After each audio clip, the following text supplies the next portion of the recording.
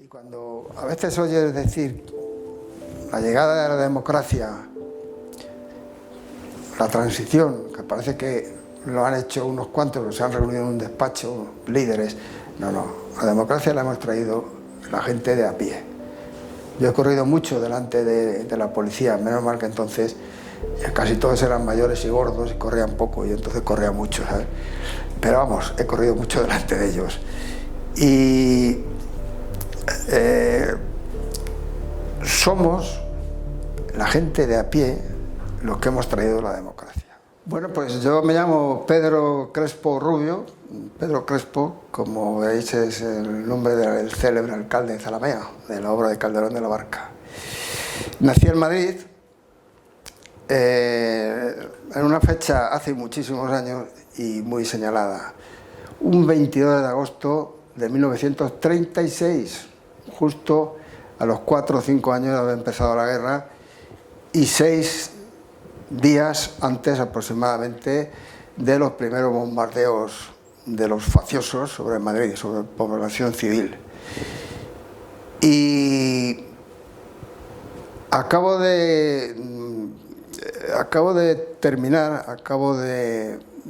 licenciarme en Ciencias Políticas en la UNED en el mes de junio pasado, y en mi trabajo de fin de grado pues lo explico, que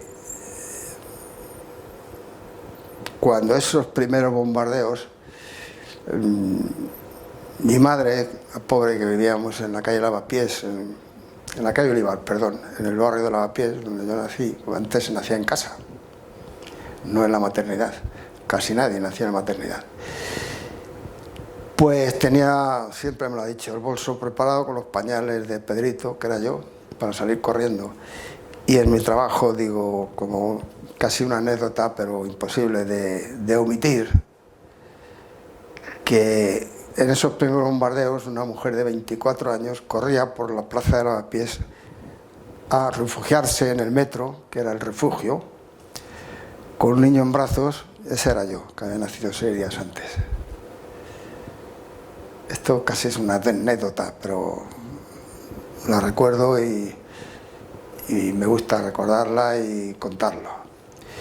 Y bueno, mis primeros recuerdos, bueno, vaya por delante que mi padre era lógicamente republicano cuando comenzó el levantamiento de los facciosos, que no era una guerra civil, era un anticipo de la Segunda Guerra Mundial que se estaba preparando, y era una lucha entre la libertad de la democracia contra el fascismo. Eso está claro, porque Franco fue un dictador fascista. Pues mi padre enseguida es uno de los que fue corriendo a la Casa del Pueblo, a la calle Valencia, está entre la Plaza de Lavapiés, donde está el Teatro Olimpia, y la Ronda de Valencia. Ahí estaba la Casa del Pueblo, fue a pedir un fusil para ir a defender la República.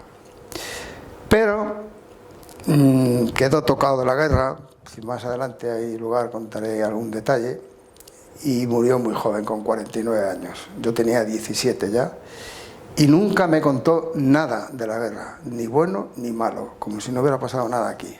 Nunca. Yo me he enterado por otras personas y por amigos que tuve la suerte de hacer buenos amigos mayores que yo, que me enseñaron muchas cosas.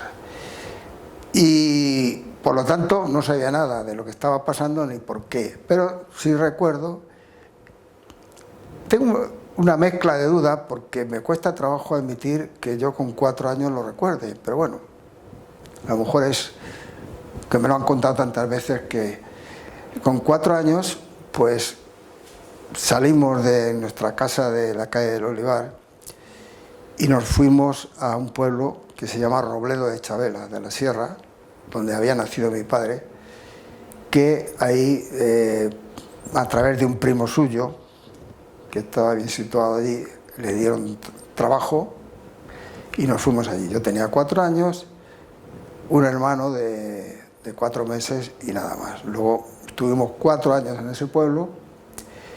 Mi hermana, a la cual llevo 6 años, nació en ese pueblo, en Robledo de Chabela, porque mi madre, que quería venir a Madrid a dar a luz, no la dio tiempo.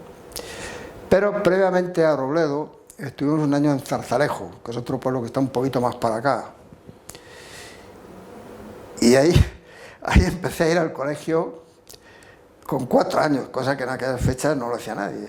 ¿Por qué? Pues un día Zarzalejo es un sitio de residencia ahora de gente pues con el teletrabajo y tal, y gente que se va a ir fuera de Madrid, está cerca, se ha convertido, creo que es grande, que hay mucha gente viviendo allí, pero en aquellos tiempos era una aldea de 4 gatos y había algunas vacas, algunos corderos y algo de tierra cultivable, pero vamos, poco.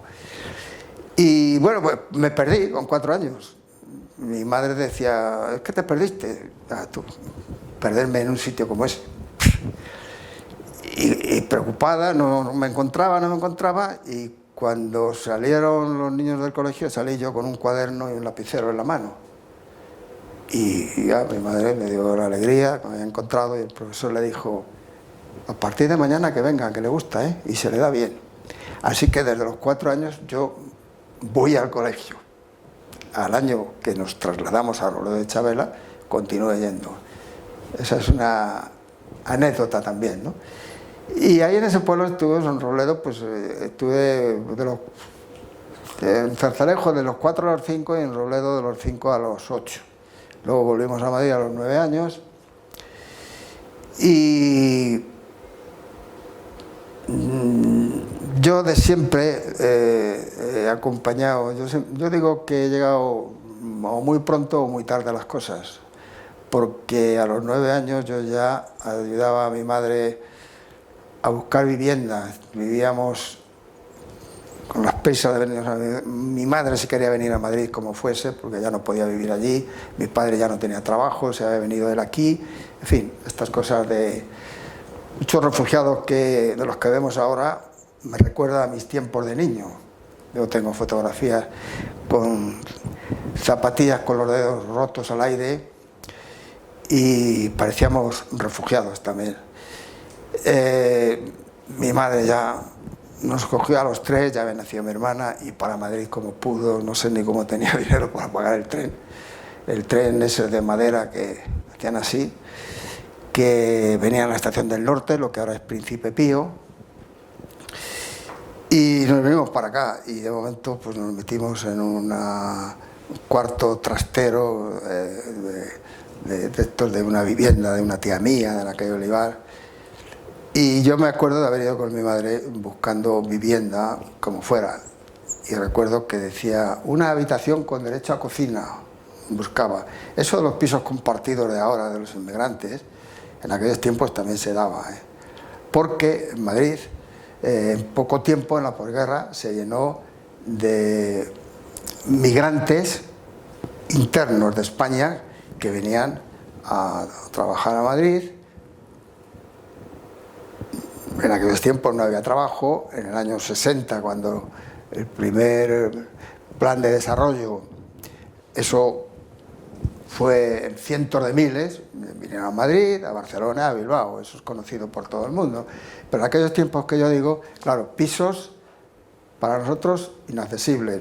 Por cierto, que muchos de los que habíamos tenido, la gente que antes vivíamos en Madrid, unos que murieron, otros que estaban en la cárcel, otros que se exiliaron, se los adjudicaron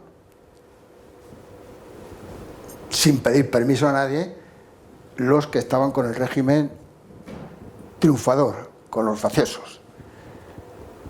Y la gente de antes nos quedamos sin vivienda. Y yo recuerdo, era la forma de expresar. A mi madre, la pobre, iba recorriendo, llamando a todas partes. Una habitación con derecho a cocina, y yo iba con ella, la acompañaba, o sea, desde los 9 años. Y claro, cuando decían que tenía 3 niños de 9, de 5 y de 3 años, nadie la quería. Al final, pues conseguimos una chabola en Carabanchel, cerca de la Plaza Lística, que vivo ahora por allí, pero en un piso ya desde el año 61 en condiciones. Y allí, pues en una chabola estuvimos viviendo. Yo desde los 9 años, y yo seguía sin saber lo que había pasado ni por qué estábamos allí. Sí recuerdo la marcha de Lavapiés con un carro de mano que vosotras, que sois muy jóvenes, seguramente no sabéis lo que es, pero un carro de mano es una plataforma de madera con 2 ruedas y 2 barras así, con una especie de carretilla grande. Y ahí mis padres pusieron los 2 muebles que tenía en la cama, no sé qué. Y sí recuerdo yo haber ayudado a empujar ese carro por la calle de General Ricardos, arriba, yendo desde Lavapiés, hasta llegar a donde habíamos conseguido esa chabola. Y todo General Ricardos eran solares, casas derruidas. Ten en cuenta que estoy hablando del año 45, hacía 6 años que había acabado la guerra. Era todo destrucción, todo. Y ahí estuvimos viviendo, pues yo desde los 9 hasta los 25 años, yendo a un colegio, a los Clarisas, aparte de General Ricardos, está el metro de Urgel ahora, un poco más arriba, bueno. Y por un campo de tierra, un camino entre un sembrado, íbamos ahí, que en invierno se ponía de barro imposible, ahí íbamos al colegio, y ahí hemos vivido pues hasta los 25 años, en que yo a los 18, a los 14 empecé a trabajar, tuve que dejar el colegio, me gustaba estudiar y decían que se me daba bien. Mis padres también querían que estudiase, pero los pobres no podía ser, tenía que trabajar. Y a los 14 pues me puse a vender naranjas y tomates en el mercado de San Fernando, uno que está en la calle Embajadores y Tribulete, que ahora lo han convertido en muchos bares, no sé qué. Ahí vendía yo tomates y naranjas en un puesto de un tío mío, un hermano de mi padre que tenía. Y ahí gané mis primeras pesetas. Pero, bueno, una persona que se interesó por mí me metió de botones en una tienda de ropa de niños que existía, ya no existe, enfrente del Corte Inglés, en la calle Preciado, se llamaba Lencería Ideal. Me metió de botones ahí y ahí estuve de los 14 hasta los 18 años. Pero una empleada de allí, una señora mayor, Lola se llamaba, que yo la quería mucho porque se portó muy bien. Era ella y toda su familia, las clásicas beatas, porque yo fui luego muchas veces a su casa, que me invitaban a merendar en la calle Leganitos, una beata y tal, pero yo, que no soy creyente, yo lo respeto eso como es natural, esa religión y todas las demás, pero la tenía mucho cariño porque me trataban muy bien, muy bien. Esta señora pues se interesó por mí y me dijo: Pedrito, tú no puedes seguir aquí barriendo a la tienda, llevando paquetes, tú tienes que estudiar, tú tienes que... Yo conozco una persona que se llama Ignacio Merlín, que trabaja en un banco, en el Banco Español de Crédito, y tiene cierto poder porque es una persona que está relacionada con la policía, fuera como pluriempleo, y resuelve todos los trámites de pasaportes y documentación oficial de la familia Garnica, que era Pablo de Garnica, era el presidente en aquellos momentos de Banesto. Y le voy a hablar de ti. Y efectivamente, este hombre me pidió que fuera a verle, se interesó por mí y me dijo: prepárate que yo te meto en el banco. Y me preparé, estuve... Me levantaba a las 8, iba a una clase de máquina, entonces no había ordenadores ni muchísimo menos, máquina de escribir. A las 9 todo el día en la tienda. Bueno, al mediodía me iba a las pistas de atletismo de la ciudad universitaria a entrenar, que me gustaba mucho porque siempre he hecho mucho deporte. Por la tarde, cuando salía de la tienda, me iba a la academia y luego me quedaba estudiando hasta muy tarde, y me preparé y entré al banco. Y entonces, claro, eso fue en el año 53. Perdón, el 55. En el 53 ya había muerto mi padre. Yo al banco entré en 55 con 18 años.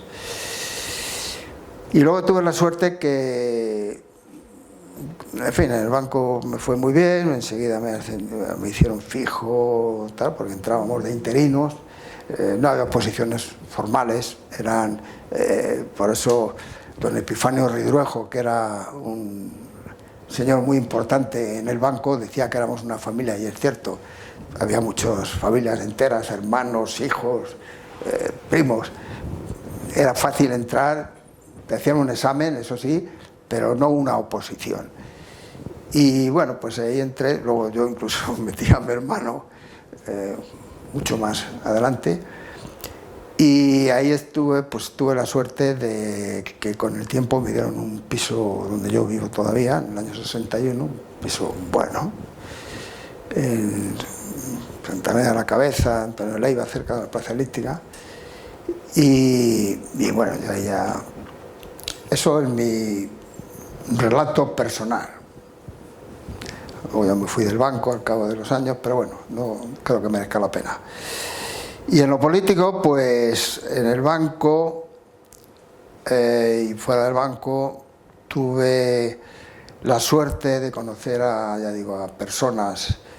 En mi trabajo también lo digo, una de las personas que conocí y me enseñó es un señor que se llamaba Antonio, que era de un pueblo de Córdoba, que era uno de los que corría delante de la Guardia Civil cuando las peleas entre los campesinos y la Guardia Civil de los tiempos de la República.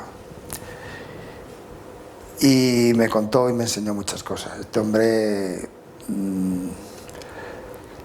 cuando acabó la guerra, fueron a por él, a su casa, a Villanueva de Córdoba, y como no estaba, se llevaron a su padre y lo mataron. Él no ha podido volver a su pueblo hasta el año 53. Se había muerto la madre y no pudo ni ir al entierro de la madre. Y todavía le estaban esperando, ¿eh? Todavía había gente que le recordaba y le señaló. Y con ese hombre aprendí mucho. En el banco también pues, tuve sobre todo dos compañeros. No tengo más remedio que mencionar su nombre. José María González de Echeverri y Manuel San Juan, mayores que yo, Echeverri mayor que el otro, que me enseñaron mucho. Me enseñaron de política. González de Echeverri tenía un cuñado, hermano de su mujer, en una cárcel de Cáceres, cuando subió Yagüe, que mató a tanta gente en la Plaza de Toros. Y, en fin, de aquellos tiempos, el hermano estaba en la cárcel, el cuñado y me enseñaron, me explicaron cosas, me enseñaron, y claro, yo empecé a entender muchas cosas de las que yo había vivido sin saber por qué, y a interesarme por la política. Entonces me gusta y me interesa mucho la política, y claro, tomé opción enseguida, era muy fácil para mí era muy fácil. Recordando además mis tiempos de escolar allí en Carabanchel, que el dominio de los profesores no eran profesores, porque todos sabemos que quizá la profesión más perseguida a raíz durante y después de la guerra fueron los docentes.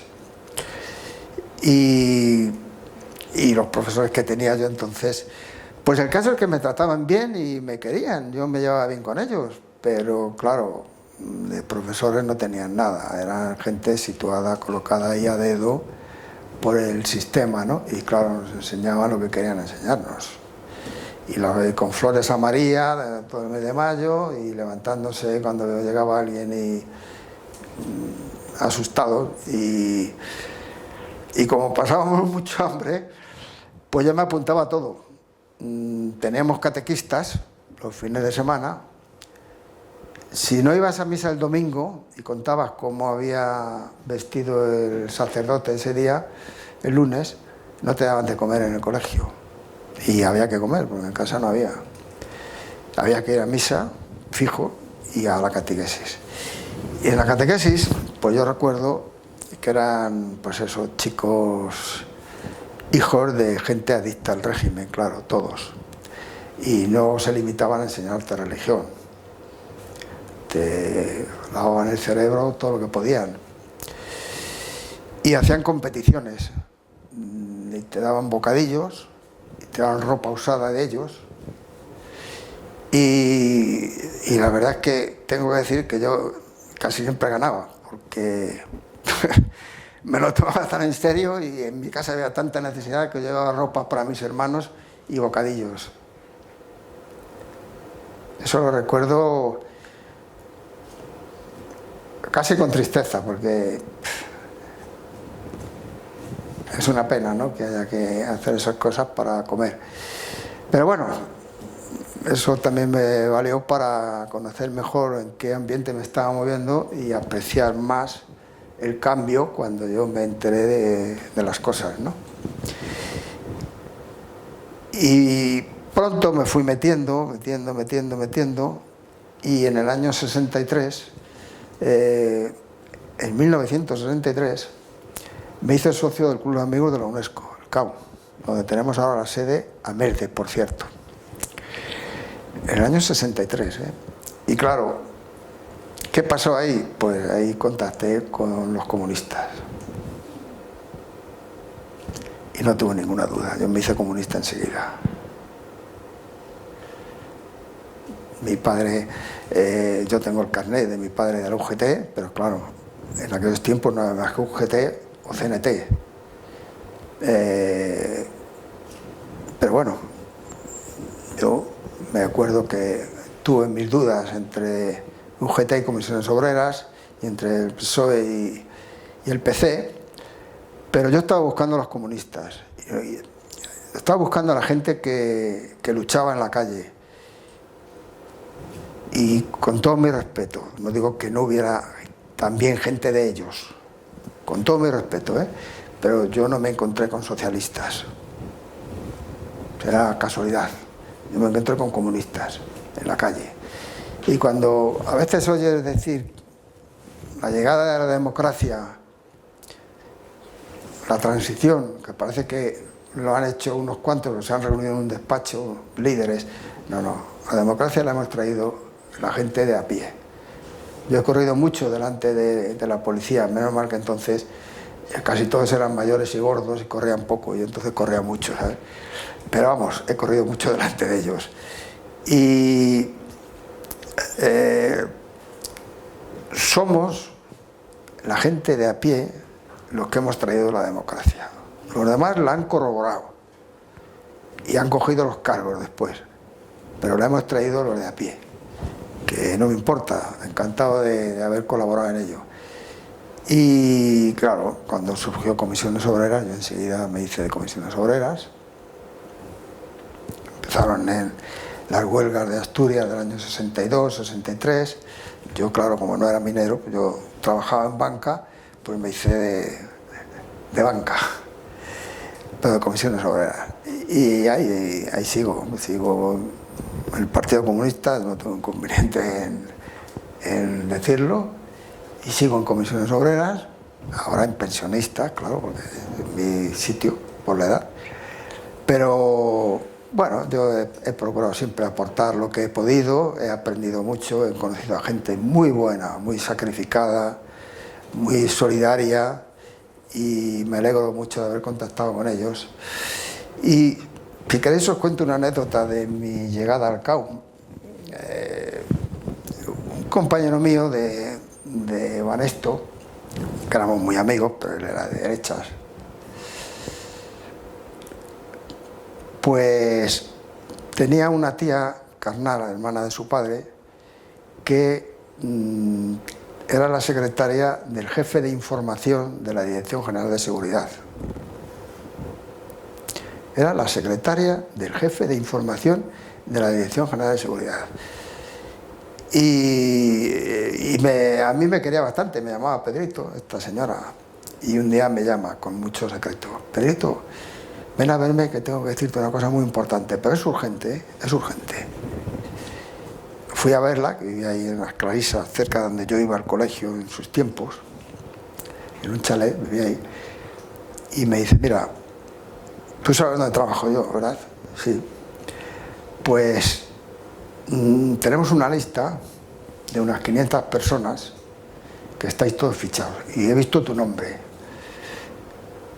del CAU, del Club de Amigos de la UNESCO, estáis todos fichados, he visto tu nombre, sal de ahí, que es muy peligroso, te puede pasar algo. Esto que estoy diciendo pues era sobre el año 50, 60 o por ahí, 60 y algo. Te puede pasar algo porque tal, estáis todos, yo, oiga usted, doña, no me acuerdo cómo se llama, vamos a ver, la UNESCO, o sea, el Club de Amigos de la UNESCO es socio, uno de los muchos que hay en el mundo, de la UNESCO, que se dedica a la educación, la cultura y la paz.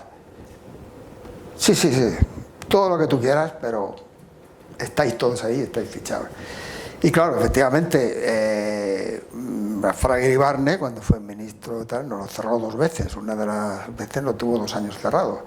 Y cuando funcionábamos, en las asambleas había un policía en la puerta que te pedía el carnet y otro sentado en la mesa que presidía el acto, fuera una asamblea o fuera lo que fuese.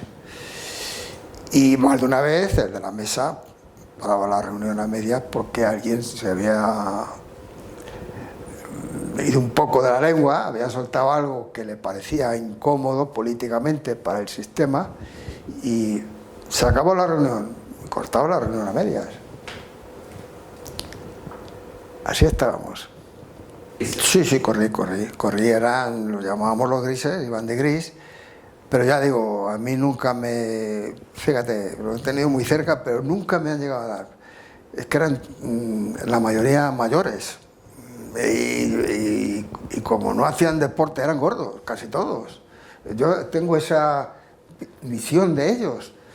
Y bueno, entonces claro, que hacía atletismo y tal, en mis ratos libres al mediodía, en vez de comer, me llevaba un bocadillo, como lo iba comiendo luego por la calle, en la tienda del horario de 2 a 4, pues claro, a mí no me cogieron nunca, pero vamos, yo he visto pegar mucho y llevárselos, y como tampoco he estado nunca en la cárcel, que algunas veces lo he buscado, que mi madre me decía, la pobre, no te metas en lío, no te compliques, no te signifiques, siempre me decía, no te signifiques, era la palabra. Y yo decía, es que quiero ir a la cárcel, porque ahí es donde están la gente de la que yo quiero aprender. Estaban todos en la cárcel, cuando el 1001, Sartorio, Camacho, tal. Yo de verdad que lo buscaba casi, quería ir a la cárcel. Y no fui nunca, aunque otros muchos colegas míos sí fueron, claro. Y bueno, pues así... ¿Y en qué situaciones perseguían los grises y qué podían llegar a hacer a la gente? No, pues aparte de pegarte, hacían redadas, te metían todos los que podían en un furgón y a la Puerta del Sol, a la Dirección General de Seguridad. Ahí te molían a palos, aunque no fueras un personaje importante. De momento, de ahí salían todos llenos de moratones, con los ojos así, tal. Y cuando hacían una redada más política, más de gente de más nivel, pues hasta que no cantaba otros nombres, pues claro, en aquellos tiempos circulaban mucho las multicopistas estas donde tirábamos papeles, panfletos, tal, que te ponías perdido de tinta, ¿sabes? Y los repartíamos por ahí a escondidas como podíamos, y claro, pues más de una vez pues, buscaban a gente que no la encontraban y hacían que cantara de plano a alguien a quien habían cogido, y hasta que no cantaba no se han dado casos de gente que no ha cantado de plano como ellos querían, y claro, lo han machacado a golpes, a patadas. Tenemos desgraciadamente Sánchez Covisa, Billy el Niño, todavía se ha oído hace poco hablar de ello. Billy el Niño ha muerto hace poco. Sánchez Covisa era otro comisario célebre en aquellos tiempos. Por cierto, que uno de los catequistas que yo citaba antes se apellidaba Covisa, y siempre he tenido la impresión de que era pariente de este Sánchez Covisa. Y esa es la historia. Pues yo, a través de actos sobre política, yo he estado muchas veces en charlas, en reuniones, y mi lucha siempre ha sido, pues lo que hablábamos un poco antes fuera del micrófono, ¿no? que en los colegios te han enseñado una historia que no tiene nada que ver con la real. No ya a mí, que yo fui al colegio hasta el año 50, sino mucho después incluso se seguía contando lo mismo.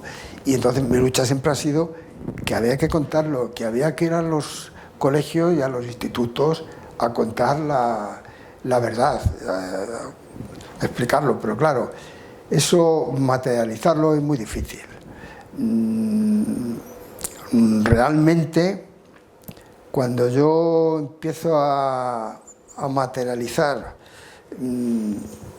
cuestiones concretas sobre la memoria, pues es cuando empezamos con Amerde, yo me acuerdo, el primer acto que hicimos de inicio de la plataforma por la Comisión de la Verdad fue un acto que hicimos en la Puerta del Sol, entre las calles Arenal y Preciados, cuando lo de Garzón, la persecución de Garzón, lo que le pasó. Hicimos una plataforma de apoyo a Baltasar Garzón. Hicimos varios actos, y cuando decidimos hacerlo de la plataforma de la Comisión de la Verdad, de acuerdo incluso con él, pues en el último acto que hicimos en la Puerta del Sol, que yo no recuerdo el año, no recuerdo, pero puede que haga 10 o años por lo menos, ahí ya se anunció que convertíamos la plataforma de apoyo a Baltasar Garzón en plataforma por la Comisión de la Verdad, incluyéndose FIBCAR.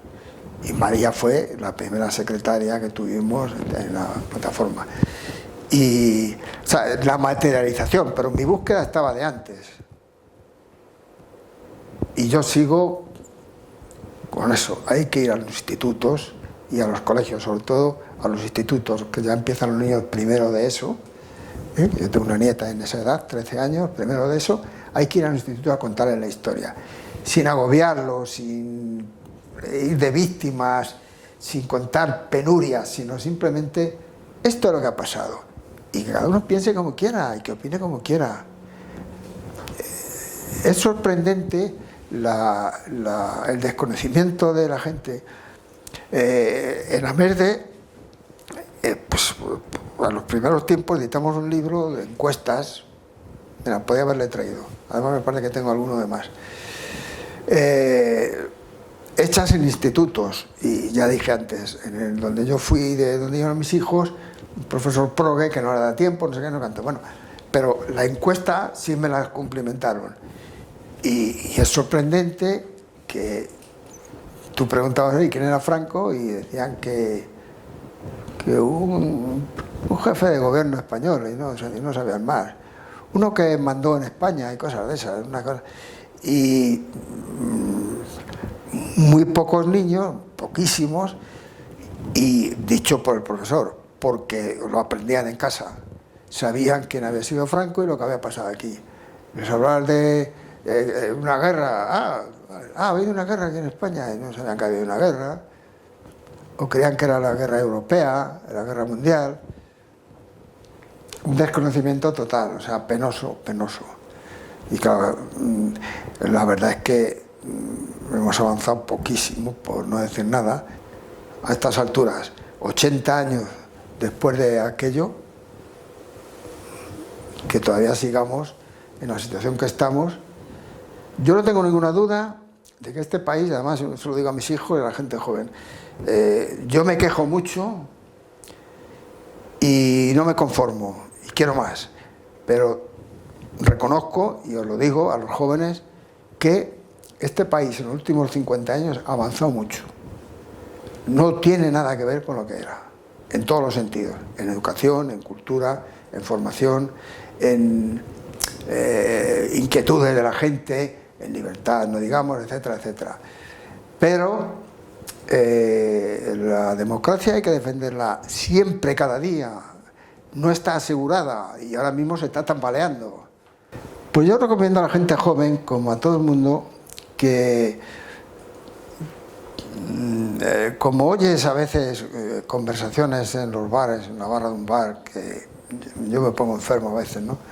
Gente que critica todo está muy mal, esto es un desastre, pero yo no quiero saber nada de las políticas, son unos golfos todos son iguales. No, yo creo que mi opinión es que hay que interesarse. Una de las responsabilidades mayores de que las cosas no vayan mejor la tiene la sociedad, la tenemos los ciudadanos de a pie, porque nos inhibimos, no participamos en política, hablo globalmente, no señalo a nadie. Y si nos inhibimos, les dejamos que hagan lo que quieran. Y es que yo estoy convencido de que hay una buena parte de la derecha, y no te digo nada de la ultraderecha, que es lo que buscan, que la gente no se meta en política, que la gente no opine, que la gente se informe por las portadas de los periódicos que vemos en La Razón, El Mundo, el ABC, etcétera, y que vea televisiones privadas. Y muchas veces oyes a la gente que dice las mismas palabras que ves en la portada del periódico o que ha dicho el telediario tal, las mismas palabras. No puede ser. Yo digo, hay que recibir toda la información que se pueda, abrirse a todo, oír a todo el mundo y formar un criterio, el que sea. Yo no digo que tengan que pensar como yo, cada uno que piense como quiera, pero que tenga criterio propio, que no haga lo que le dicen los políticos de turno, ni de izquierda ni de derecha, que tenga criterio propio, con capacidad de decisión.